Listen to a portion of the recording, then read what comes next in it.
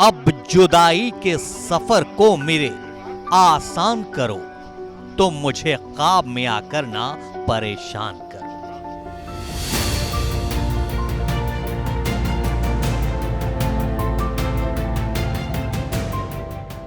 इसे ही तो मुनव्वर होना कहते हैं कि जुदाई के सफर पर निकलते हुए भी इस बात का गुमान रहे कि लाखों करोड़ों चाहने वाले उस मंजिल में भी ख्वाबों में ही सही याद तो जरूर रखेंगे। उनके शेर से गुलशन महकेंगे, नई नस्लों को पुरानी किताब से भी सबक मिलते रहेंगे। लेकिन इतना आसान नहीं है मुनव्वर होना। कई सदियों की यादें संजोनी पड़ती है, करोड़ों दिलों का दर्द जाम की तरह पीना पड़ता है, मजदूरों का दर्द जीना पड़ता है, सियासी जख्मों से चाक गिरेबां सीना पड़ता है, माँ के आंचल की छांव में हर दम हर पल जीना पड़ता है। तब कोई कोई मुनव्वर होता है, फिर वो उनकी हर शायरी में झलकता है। तभी तो मुनव्वर लिखते हैं, चलती फिरती हुई आंखों से अज़ां देखी है, मैंने जन्नत तो नहीं देखी है, माँ देखी है। इस तरह मेरे गुनाहों को वो धो देती है, माँ बहुत गुस्से में होती है तो रो देती है। ये मुनव्वर ही तो थे जिन्होंने माँ की अजमत को शायरी में ऐसे बयां किया कि नई नस्लों को भी माँ के मर्तबे का आईना दिखा दिया। तेरे दामन में सितारे हैं तो होंगे ऐ फलक, मुझको अपनी माँ की मैली ओढ़नी अच्छी लगी। अभी जिंदा है माँ मेरी, मुझे कुछ भी नहीं होगा, मैं जब घर से निकलता हूँ दुआ भी साथ चलती है। जब भी कश्ती मेरी सैलाब में आ जाती है, माँ दुआ करती हुई ख्वाब में आ जाती है। और अपने सबसे मशहूर शेर में मुनव्वर लिखते हैं, किसी को घर मिला हिस्से में या कोई दुकान आई, मैं घर में सबसे छोटा था, मेरे हिस्से में माँ आई।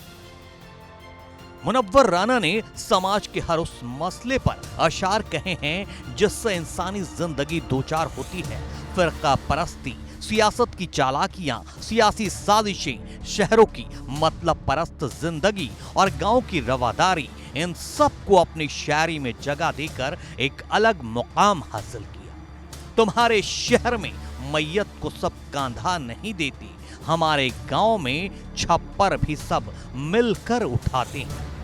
गांव और शहर की चकाचौंध भरी जिंदगी में इंसानी फितरतों के फर्क का ऐसा खाका खींचा है जिससे कोई इनकार नहीं कर सकता। लेकिन रिश्तों के डोर को भी अपने लफ्जों से ऐसा बांधा कि इस शेर ने समा बांध दिया।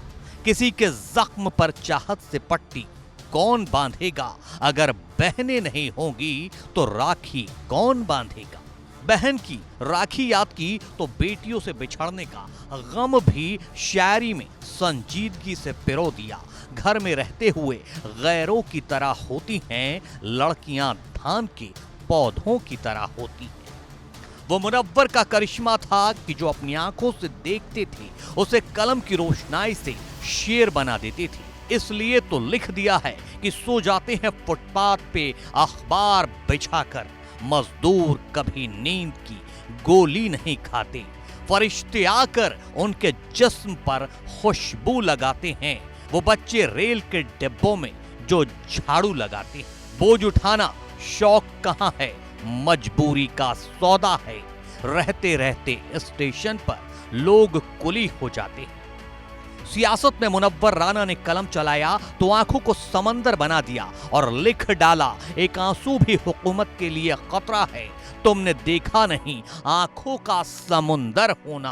और आंखों के समंदर से भी आगे बात कहनी हुई तो कह डाली, गर कभी रोना ही पड़ जाए तो इतना रोना आके बरसात तेरे सामने तौबा कर ली। ऐसे ही नहीं कहा जाता कि इतना आसान नहीं मुनव्वर होना। आशिकी और मौशिकी पर कलम चलाई तो लिख दिया, तुम्हारी आंखों की तौहीन है, जरा सोचो तुम्हारे चाहने वाला शराब पीता है। कुछ बिखरी हुई यादों के किस्से भी बहुत थे, कुछ उसने भी बालों को खुला छोड़ दिया था। तमाम जिस्म को आंखें बना के राह तको, तमाम खेल मोहब्बत में इंतजार का है। किसी की याद आती है तो ये भी याद आता है कहीं चलने की जिद करना, मेरा तैयार हो जाना। जिंदगी की अपनी खट्टी मीठी यादों को समेटते हुए जब किस्सा गोई से थक गए तो फिर 71 साल की उम्र में मुनव्वर होने के बाद भी राना किस्सा अधूरा छोड़कर निकल गए।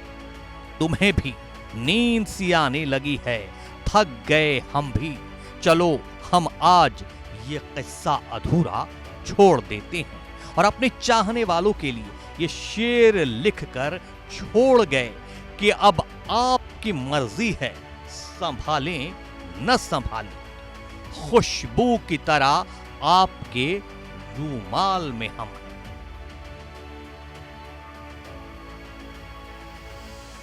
भारत की बात रोहित सिंह सावल के साथ सिर्फ एबीपी न्यूज पर।